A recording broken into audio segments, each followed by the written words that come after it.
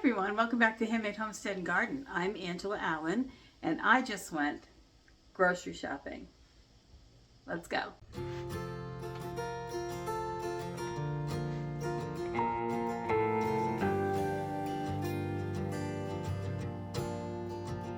You can see my fridge is looking kind of bare. I've got some pumpkin, some leftover soup.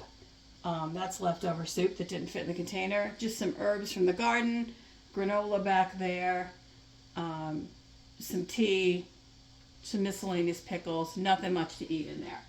So it's time for me to take some extra meat out of the freezer, get some vegetables prepped and in my refrigerator, make some kind of dessert for my family, and maybe make some salads or that kind of thing. So in order to do that, I needed to go grocery shopping because my upstairs cupboards are bare, and so all I do is I take this tote and I go downstairs and I grocery shop from my pantry. So this is what I brought up. I brought salmon patties. These are pork chops. These are pork bites. When I'm done cutting up the pork loin into really nice, thick, lean pork chops, I take all that's left, trim it up, and I cut it into chunks about this big. And we call those pork bites. I fry them up like you would steak tips. We love them. They're one of our favorite things. This is steak strips for fajitas. I also have some eggplant defrosting in that bowl over there, and eggs. And I want to tell you how I do my eggs. So right now, this time of year, my chickens are all molting. We have 8 hens, and they are all molting. We might get 1 or 2 or 3 eggs a day. That egg skelter you see back there on the back of my counter, it is usually full of eggs, but because everybody's molting, there's only 3 in there, so that won't do for my family. But in the spring, when the harsh winter's over and the light becomes longer in the day, and the chickens really start pumping out eggs at the beginning of spring, at that time, I take all of our extra and I freeze them. So what I do is I put 6 eggs at a time, 6 raw eggs, into a container. This is just a vacuum seal bag. I do vacuum seal it. I don't squeeze out all the air, you can see.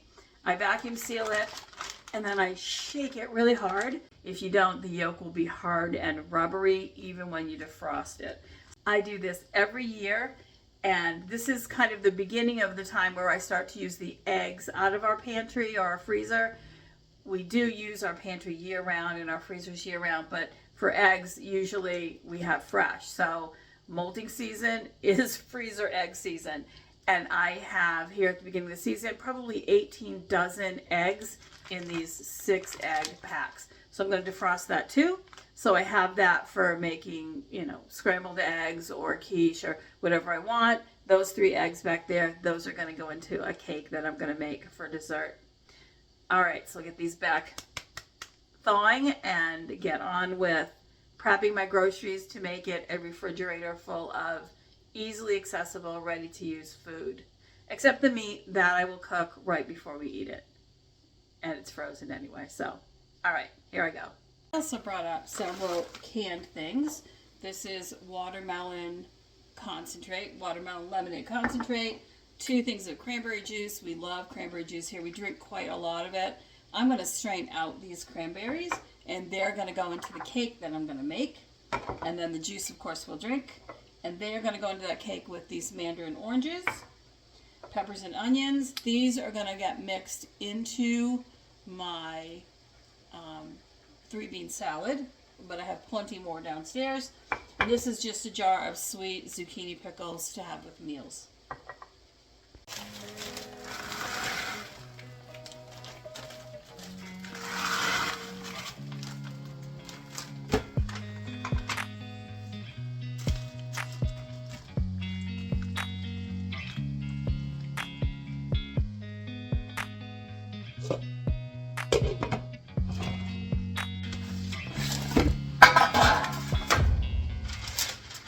Store my meat in a pan so that I don't have to worry about anything leaking in my refrigerator.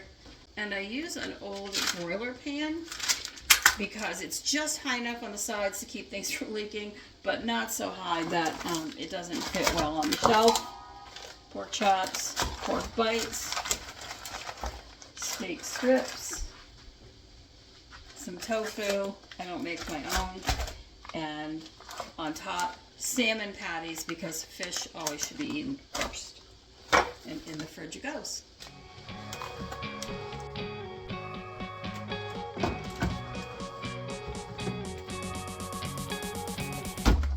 Keeping a lot of good things to drink in my refrigerator is super important to my family. We are definitely people who like to have something good to drink.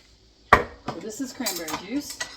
Again, I have a recipe video for that if it's something that you'd like to make for yourself. This is the time of year, right after Thanksgiving. You can buy cranberries for $1, 99 cents a bag, 50 cents a bag, depends on where you buy them. And all you need is cranberries, water, and sugar to be able to make juice. It's super easy, perfect first time canning recipe to do. Just water bath can it.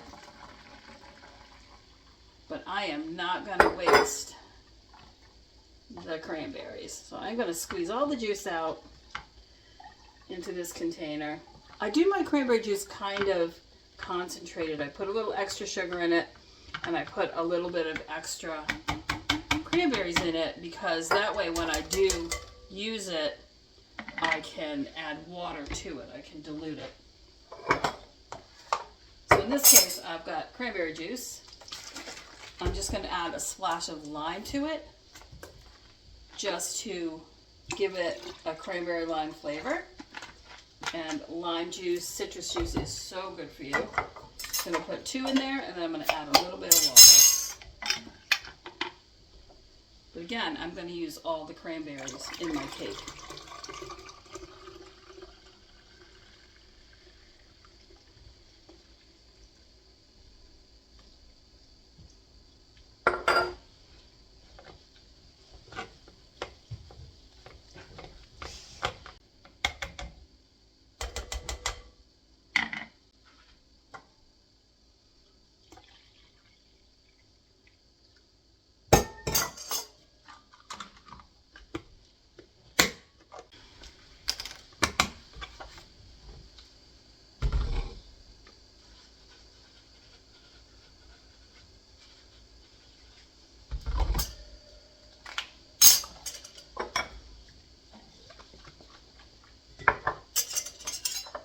This is watermelon lemonade concentrate. I made that in a video. You can check that out if you want. And usually for us, because of the sugar in it, we usually use 3 to 1. So we put 3 things of water in usually. This is one of our favorite drinks. And this is filtered water that I'm using. It's not right out of my faucet, and I'm going to get just a little bit more. And you can see that gives me a good 2-quart container.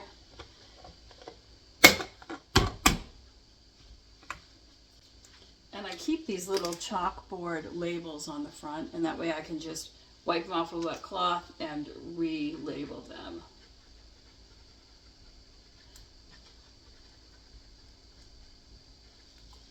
Watermelon lemonade. Cranberry lime, ready for the fridge.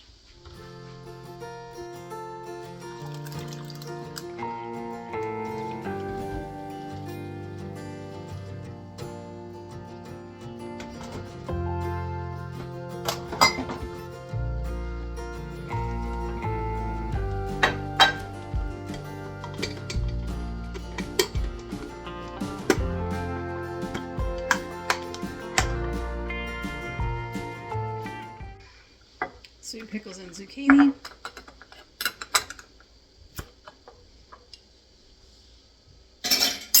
It's frothy because I shook it. It smells really good.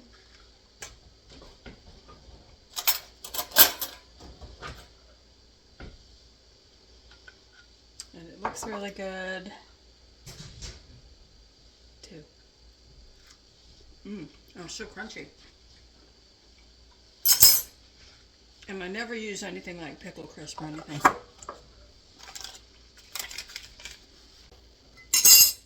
But I like to open stuff so I know.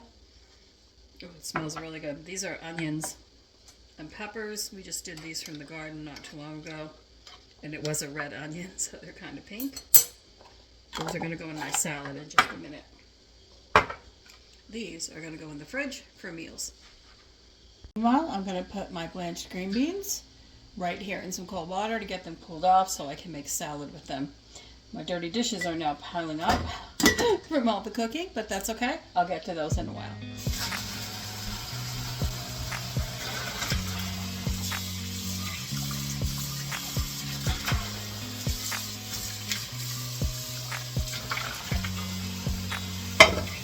Now normally if I was making any kind of soup or stew, or if I had chicken broth in my refrigerator, I would have just put that cooking liquid right into my refrigerator. But I don't have any chicken broth in my fridge defrosted at the moment. I'm not making any this week that I can think of. I will defrost some, but in the meantime, I just don't have the extra room for the extra bottle. By the time I'm done today, my fridge will be full. Let's get these green beans out and make green bean salad and put that in the fridge too. I'm not going to bother getting out a strainer. I'll just use this big straining spoon.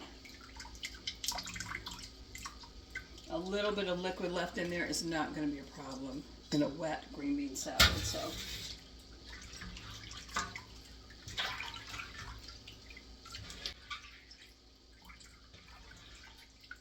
aren't these beautiful? They're yellow and green, and there's some purple in here too, but the purple, when you cook it, goes to green. But the yellow does stay yellow, and I'm happy for that, for the contrast. Bean salad, super easy, no recipe needed. I'm going to add to my just blanched green beans, I'm going to add some chickpeas, and I'm going to add this can of peppers and onions, but I'm going to drain out some of the liquid because I don't know how much of that liquid I'm going to need. I need a little bit certainly, but I don't need all of it. There is garlic in the bottom. There is herbs in there. I forgot that when I dumped it, you guys. Now I have all of these big pieces of herbs from the pickling spice in here. So I am going to do the non-lazy right thing, and I'm going to remove them all. And because they're on top, I think we're pretty good. These have been processed, so they are kind of chewy. They're not really super hard, but where biting into a little mustard seed isn't too big a problem, I don't think anybody wants to bite into a giant peppercorn or a clove. I think I've got most of them. So, you know, as the motto on my Facebook page, I don't have a business Facebook page, my personal Facebook page says, don't let perfection be the enemy of accomplishment. And sure enough, we are not going to start over, and I'm not going to worry too much if I missed a couple of these. But we're going to get as many as we can out of there because, like, you know, I spend a lot of time making good food for my family. I don't really like it to be mediocre food. And my hands are definitely clean, in case you're wondering. I was a nurse in my first life, my first career. So for 42 years I've been an RN, so I'm kind of picky. There we go. I don't see any. It looks like I got them all. And those will go right in the compost bucket. Alright, we're going to put a little bit of this on. Because, you know, 3-bean salad, actually maybe we'll put it all on. It doesn't look like that much.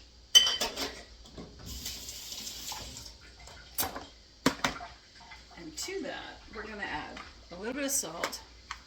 Because those were pickled, they don't have a ton of salt in them. A little bit of salt. A lot of Italian herbs.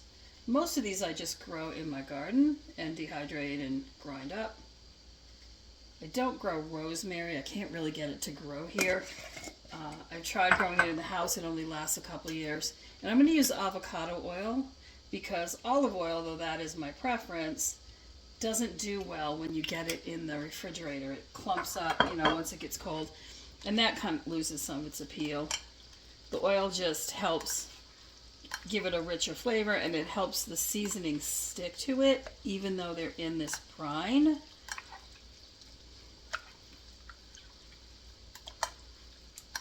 So I think that's all we need to do. That's all she wrote. Super easy, super fast. I'm going to try a couple. They absolutely need more vinegar, even though they were pickled in vinegar with an approved recipe. They definitely need salt. Quite a bit of salt. And I'm going to hit them with some apple cider vinegar. Apple cider vinegar. I do make apple cider vinegar. When I can, though, I only use pre-made. When I'm using it for salad dressing, that kind of thing, I do use my own.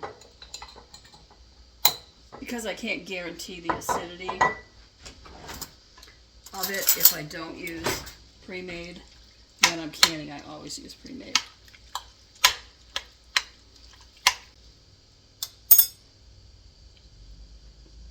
Oh yeah, that's much better.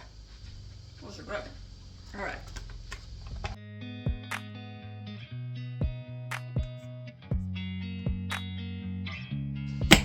All right, in the fridge we go.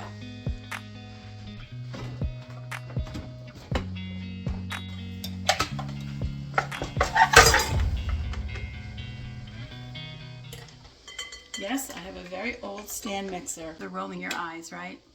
I do have a very old stand mixer. It's probably 30 years old, maybe. I'm okay with that. It works really well. I have had it that long. I did buy it new. Actually, it was gifted to me new, but it works. So I'm okay with really old appliances, as long as they work really well. Now, when the time comes and this one dies, I'll probably buy a KitchenAid. But in the meantime, this works so well. There's no need for me to turn it in for a new model.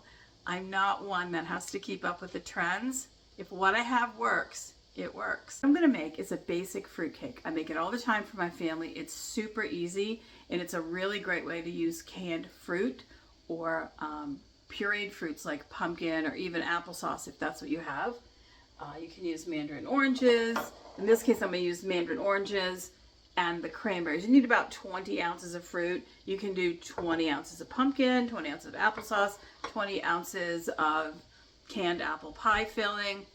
Any fruit that you have that you want to use, you can use. You could use carrots as well, but you'd want to cook them first. Shred them and cook them.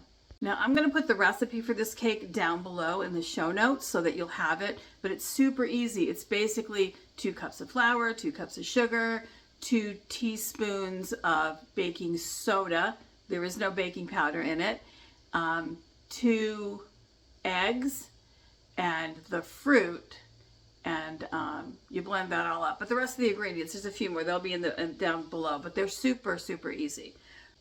You're gonna blend the eggs, the fruit, and the sugar together first, and you're gonna let that blend so that the fruit is broken up into very little pieces, and then you'll add the rest of the ingredients. But it's moist, it's nice and brown. You can use brown sugar or white sugar, whatever you have on hand. It's super moist. It makes a great big 8x13 pan.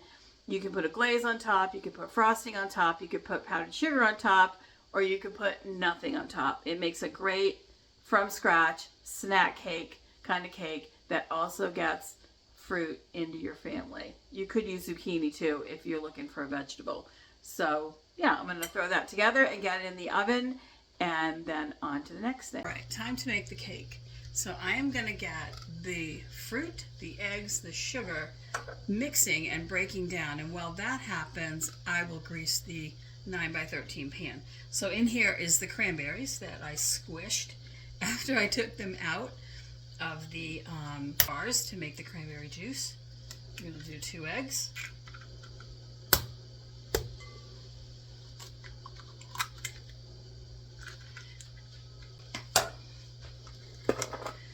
2 cups of sugar. This is 1/4 cup, so 1, 2, 3, 4. Notice I'm not extremely exact. 5, 6, 7, 8. You can put less if you want. And I'm going to add in, instead of using orange, I was going to use some mandarin orange, but instead of doing that, I already have some really great pumpkin puree cooked. It's not completely broken down. I just cooked it's actually squash, a bunch of different squashes.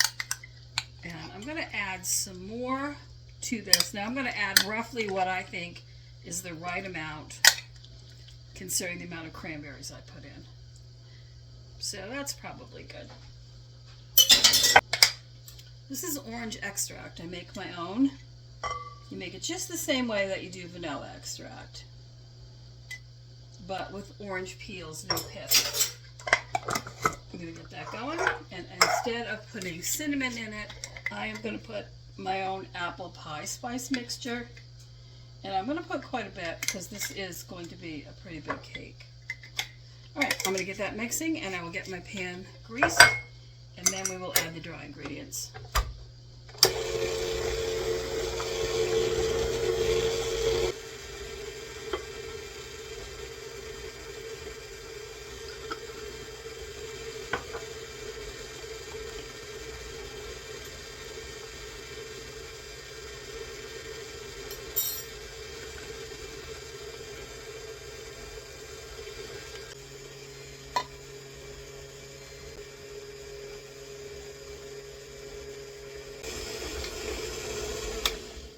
So I just have 2 cups of flour and 2 teaspoons of baking soda left to add, and this is ready for the pan. So just to recap, there's 20 ounces of fruit, approximately, 2 eggs, 1/2 teaspoon of salt, 2 cups of sugar, and I have also put in here just about a tablespoon or 2 of molasses, a couple of teaspoons of orange extract. You could absolutely use vanilla, and a couple of big teaspoons of apple pie spice or pumpkin pie spice. You could just use cinnamon, anything that you want. So we're going to add our flour, add our baking soda, 1 more mix, and into the pan it goes.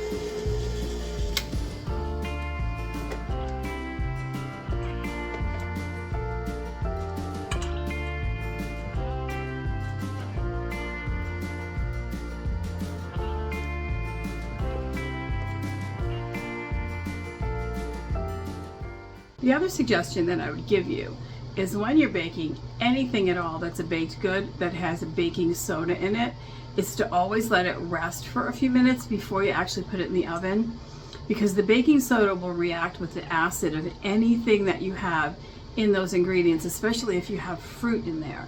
And when it reacts with the acid, it's going to inflate, which is going to give you a lighter cake or muffin or whatever baked good you cooked. So if you're using baking soda, give it a minute to rest before you put it in the heat. Let's get this baked.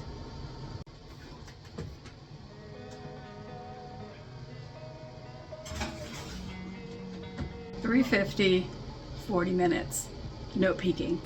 Sometimes it takes slightly longer. Check it with a toothpick before you remove it, just to make sure that it's dry enough to take out of the oven. If not, just add another 5 minutes, see how it goes. All right, so the refrigerator is looking much, much better. And there's a cake in the oven, but there's something else I need to do too. Got these ripe and ready to go. And and I'm going to roast off a bunch of these in the oven with some peppers that I have in the fridge still, also from the garden. Get some fresh salsa made because I am defrosting steak strips for fajitas later in the week.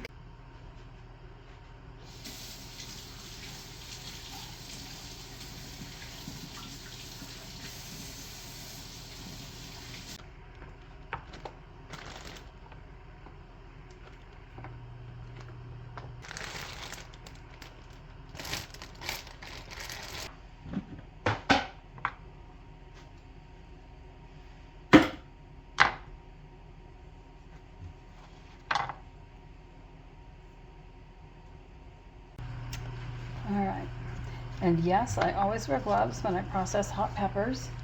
I play some stringed instruments, so I keep my nails super short, which means you get any of that on your hands, and I will pay for that 4 days. Ask me how I know. No, thank you. Would be my comment to that. And these are also just going to roast. You'll notice that I don't put onions on this because I don't eat a lot of bulb onion kind of onions. I am removing the seeds on this green pepper because the seeds can be kind of bitter. It's going to have to wait till the cake comes out, so we're just going to let it sit here. Like most homesteaders, we do grow our own garlic. I don't know if you can see how big this is. This is music.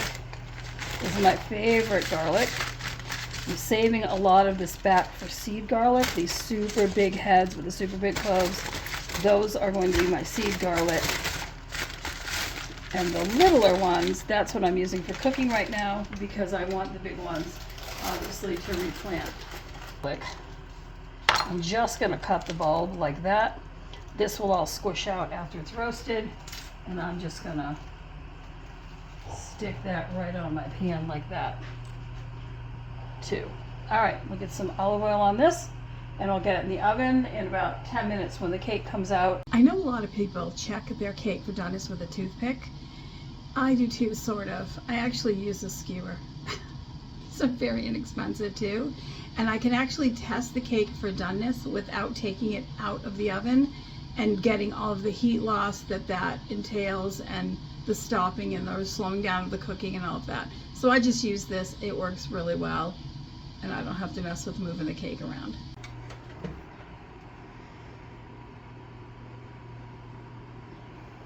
It's done. Time to get it out.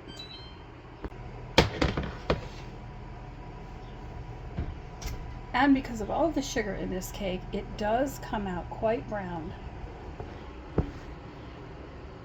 That is the color that you should have when you pull this cake out of the oven.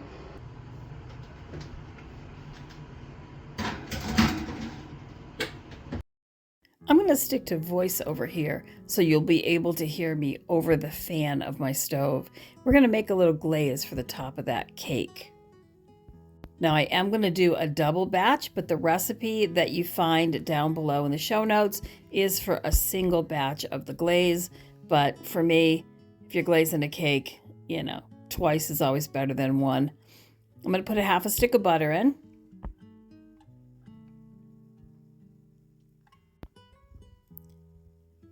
I'm going to put 6 tablespoons of milk. Again, this is a double batch.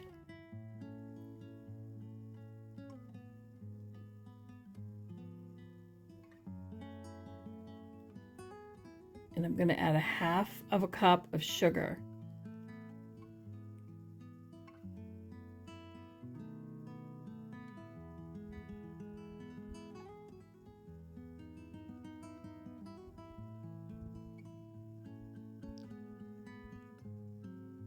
I'm adding just a little bit of molasses because the recipe actually calls for brown sugar, and I don't have brown sugar. I usually just make my own. I never buy it, and it's easy to make. You just use white granulated sugar and a teaspoon or so of molasses for every cup of sugar. The more molasses you add will depend on whether or not it is dark brown or light brown sugar. That's totally up to you. We're going to get this mixed and melted, and we are going to bring this up to a full boil. You're not going to want to leave this on the stove because it will burn. Once you get that full boil going, you're going to keep stirring it and let it boil for about 2 minutes. You're basically just making a quick caramel sauce. It's going to be thin when you pour it onto your cake, so expect that, and it will be a nice and gooey topping for the cake. Now I have an idea for you might find helpful in your kitchen too. If you ever need to cover something like this that's cooling and sticky, you can use a standard size cooling rack right on top of a 9x13 pan and just throw a very loosely woven cloth over the top of it to let the steam out, but also to keep what you don't want on the cake out as well. So since I finished with that, I just decided to make a quick batch of chocolate sauce.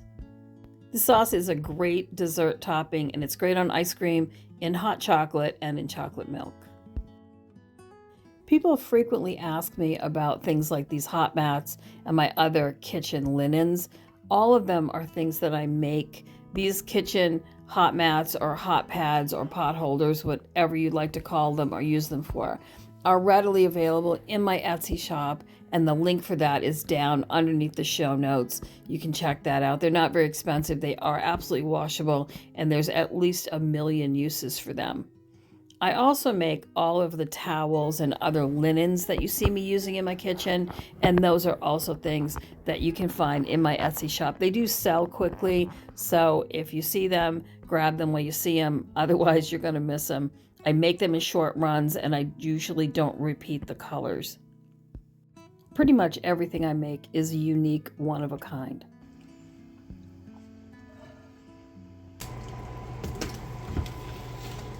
Here are the tomatoes and peppers and garlic coming out of the oven. I actually de-skinned them, just pulled the skins off the top, stuck this in the fridge overnight to let it cool, added some flavorings, just green onions, cumin powder, just basic taco seasonings to it, and some salt and lime juice. I'm going to hit it just quickly with a stick blender, just because we like it kind of chunky, but notice that it's nice and thick, and it's definitely not watery salsa. Just how we prefer it.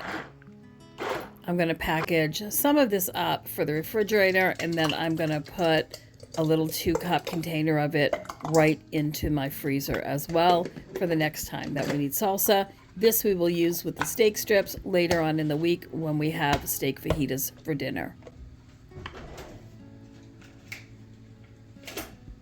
I use an old tape dispenser to hold my canning labels that I stick on jars and bowls that I don't want to write on. Works really well for me, keeps them from getting dirty and unraveling in my drawer.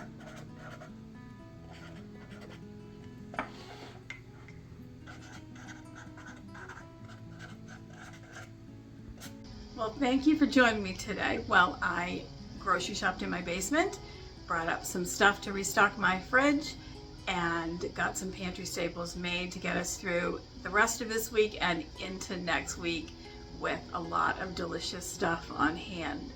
I always appreciate your likes and subscribes and comments. They help so much with the algorithm, and we are actively trying to grow our channel, so it is much appreciated. I will see you next video. Take care.